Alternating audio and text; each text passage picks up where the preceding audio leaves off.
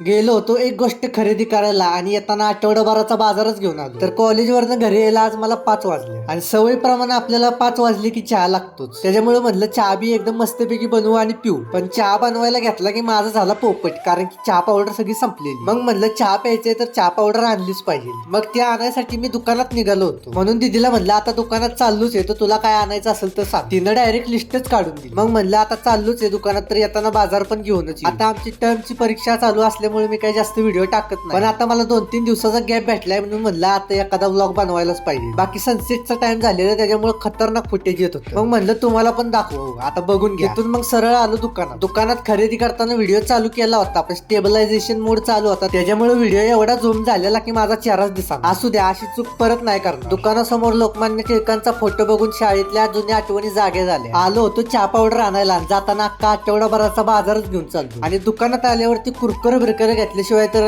हात राहतच नाही. मग सगळा बाजार घेऊन निघालो घरी आल्यावर मस्तपैकी चहा बनवला आणि प्यायला सुरुवात केली. पण चहा पिता पिता आठवलं की आता सनसेट लय भारी होते. मग म्हणलं त्यो बघत बघत चहा प्यायची मजाच वेगळी. मग सरळ टेरेसवर गेलो आणि सनसेटचा व्ह्यू घेत घेत चहा प्यायला सुरुवात केली. चहा पिता पिता माझं लक्ष गेलं त्या बोक्याकडे. तो पण मस्तपैकी सनसेट व्ह्यू एन्जॉय करत. आता मला तर सनसेट बघायला लय आवडतो. तुम्हाला काय वाटतं ते कमेंट मध्ये सांगा आणि अशीच कडक ते फडक त्या व्लॉग साठी फॉलो करायला विसरू नका. भेटू पुढच्या व्लॉग मध्ये.